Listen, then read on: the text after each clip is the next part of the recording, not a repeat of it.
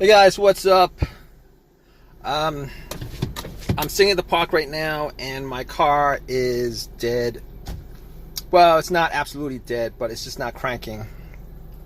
Can't get it started. It's not cranking.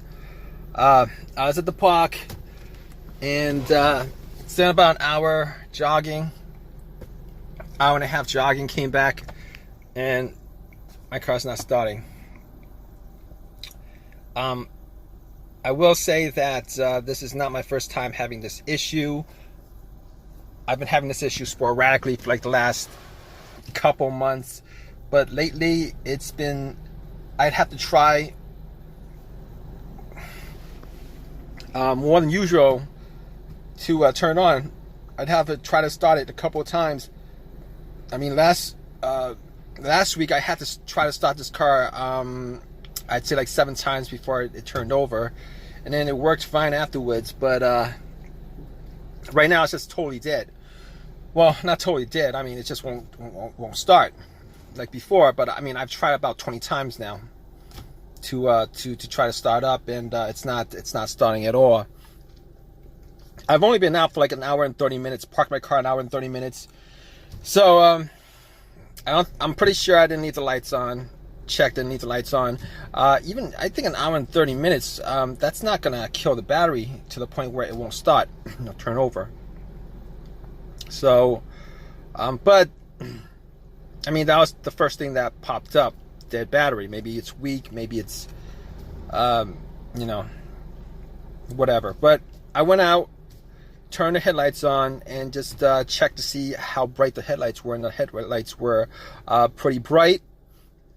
So I'm like, it's probably not the battery, but I don't know 100% if that's the case.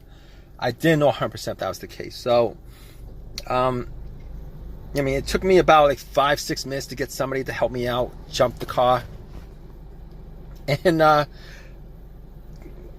funny enough, there was somebody there who was just hanging around in his car, and I'm like, hey, could you help me jump my car? Got cables, and had the cables on the battery for, I said, a good 5 minutes. Not 5 minutes. I'd say like 2 minutes. Had it on for 2 minutes, but that would be good enough. I mean, if it would be good enough. All right. I would at least hear like a slow crank if it was the battery that was the issue. But I didn't hear anything. I tried it a couple of times. Turned on. Didn't hear anything but a click, which I was hearing before. Hooking up the battery, hooking up the cables to the battery, jumping it. So at that moment, I knew I was in for a bigger issue than just a battery issue, terminals or whatever. I mean, my terminals are 100% clean, so I always make sure to check the terminals to make sure if they're 100% clean if I'm having these issues. But my terminals were pretty clean, so it's not the battery. So I'm like, it's not the battery. Could it be the alternator? And just by thinking about it, it couldn't be the alternator, because this car wasn't running when it decided not to start, and even in previous situations, the car wasn't, it wasn't running. When I try to, it wasn't running with the issues that I had. Normally with alternator issues, you would have a bad alternator if the car died out on you while you were driving. I mean, it could be other things, but normally alternator issues, that's it happens with the engine running, and this engine was not running at all. So and also I'm 100% sure of it, because I actually if you hook up cables to the battery, and if the alternator was dead because of and you can't start it, and it's because of the alternator, hook up cables to the battery and you turn the car on, it should just crank right up. It should just crank right up.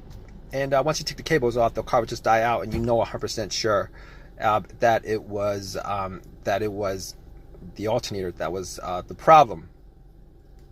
Okay, so it's not the alternator. 100% sure it's not the alternator. 100% sure it's not the battery either. So what next? What do I do next? So I was thinking, What else? It could be either a relay or a blown fuse, right? A relay or a blown fuse. Now, I don't have anything to test out the relay or the fuse on this car. I mean, it would be pretty easy to test out the fuses. The relay, not as easy, but I'm gonna say it's not the relay. It's not the starter relay. It's not the fuel pump relay. It's not the starter relay, and definitely not the fuel pump relay. It's not the starter relay. I know it's not the starter relay because I hear a click. I hear a click. You hear a click every time. Try to start it. You hear a click. I mean, it gets faint. You know, the more you do it, because the battery gets strained. But you do hear a click. So I mean, the relay relays electricity from the battery to the starter. It relays electricity to the starter, and because you're hearing that click, it means that the solenoid is firing off. It's just that the engine is just not turning over. It's not cranking up. It's not running. So at that point, I know it's not the relay. I mean, I can't say I'm 100% sure it's not the relay, but I'm gonna say to a good certainty that it's not the relay. Like 90% sure it's not the relay. I'd have to test it out to make, to make that 100%, but 90% sure it's not the relay. So what else? What else did I test out? I'm thinking, could it be a fuse? Maybe it could be a fuse, but all the times that I've had issues with fuses with this car, well, not this car, but I mean, with cars that I've had previously. So here's the thing about it. Twice I had fuse issues and it affecting my car starting up, not being able to start up. So I'm like, first issue with the fuse that I had was, it would crank. Everything works, it would crank, but it won't turn over. It would crank, it won't turn over. It would crank up, it won't turn over. But that's not the issue here, because this car won't crank at all. It's not cranking at all. So that's not part of that fuse. That's not that particular fuse problem that I had before. Okay, rule that out. The second fuse no start issue that I had was okay, it was a main fuse that was blown. Okay, I drove it around and parked it, had my car on, and my car just died out immediately.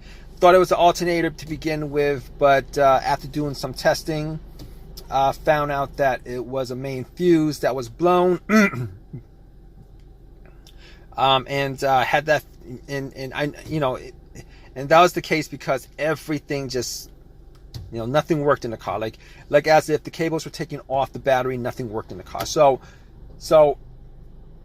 that was a situation where the main fuse that was blown on the car. But that's not the issue here. That's not the issue here because, I get lights on the dash, low motor works, everything works in the car. So not a problem here. Now, obviously, the last thing, well, not exactly the last thing, but the last obvious thing that could cause this is the starter. It's probably the first obvious thing. Well, not the first. Battery would be the first. Well, okay. Not the first obvious thing, but it's an obvious thing. The starter. Now, I didn't think it would be the starter that would be the issue. And I'm doing this video while I'm waiting for the AAA to tow my car. And I called them up about 30 minutes ago. I'm still waiting for them, but might as well do a video on this since I'm in this situation. The starter. I didn't think it was going to be the starter because I had the starter swapped out about 1.5 years ago. Had the starter swapped out 1.5 years ago. Bought a rebuilt starter from AutoZone for like $150, $175, somewhere around there. And the core charge was like $30. I think that was it. Anyway, I was thinking that I would get a lot more usage out of the starter than what I have so far. If it is the starter, I'm not quite sure. I'm not 100%. I'm like 90%, 99% sure.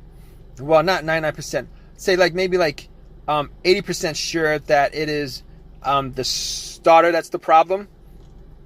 So here's the situation. All right. What the starter is a rebuilt starter, not a brand new starter. I've had situations before where I bought rebuilt starters, rebuilt alternators, rebuilt stuff. If you guys don't know anything about rebuilt stuff, most of the times, all the times probably when they fix the rebuilt starter is they change up just that part of the starter or whatever it is, alternator that's broken. They don't actually rebuild the whole entire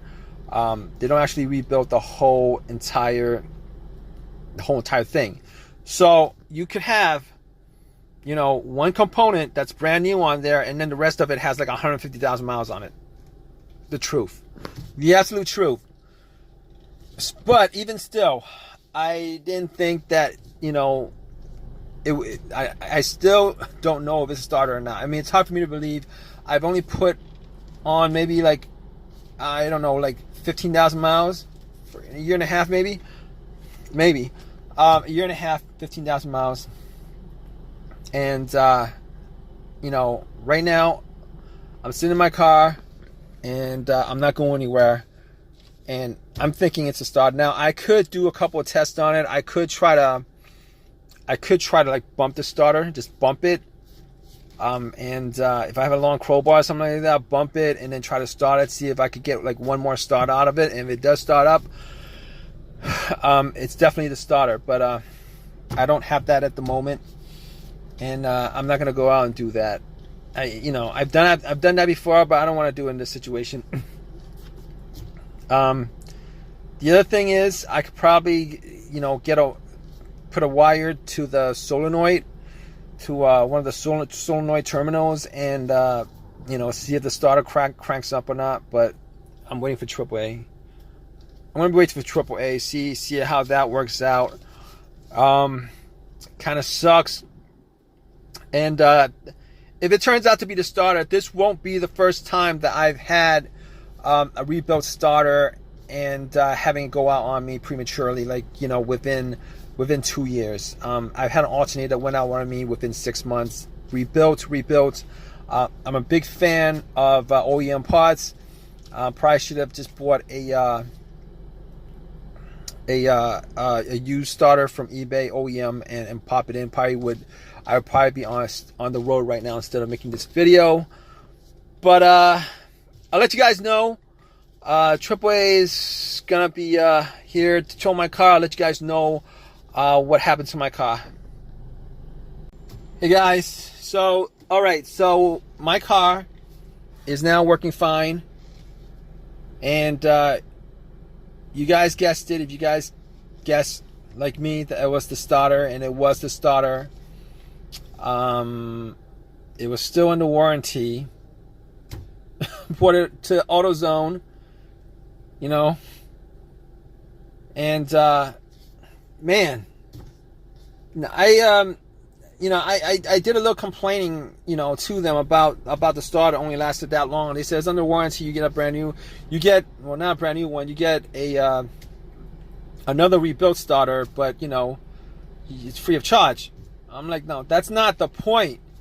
The point is I gotta spend time out of my day. I gotta spend time out of my day to put it in, take it out, put it in. Or if I was gonna pay for it, I would have to spend money out of my pocket to do it, Pain in the butt, turned out to be the starter. It's not like the absolute worst situation in the world, but I'd rather not have situations like this come up. It's just really a pain in the butt, and when I change a part on a car, I'm hoping that I get a certain amount of usage out of it, and I was thinking maybe 100,000 miles over, maybe like well over 100,000 miles. But guess what? They gave me another rebuilt starter, popped it in, it works. I've got a rebuilt starter in my car. So I got a rebuilt starter in my car. All right, replaced a rebuilt starter with another rebuilt starter. Sucks. And what are you gonna do? I mean, I didn't want to spend $300 instead of getting a replacement for free. I didn't want to spend $300 out of my pocket to get, you know, a brand new one. And even the brand new ones, I've heard stories, situations where people bought brand new stuff and it goes out on them anyway. But anyway, I'm glad that that situation's resolved. Really pain in the butt, frustrating, aggravating stuff that I really wish wouldn't happen, but apparently it is what it is, kind of thing. But if you guys have any comments, please leave your comments in the comment section. Please give me a thumbs up. Please subscribe, guys. All right, hope this has helped you out as far as your issues with your car. Hope hope if you do have this kind of situation that is as simple. No, not as simple, but it's not worse than that. All right, guys, take care.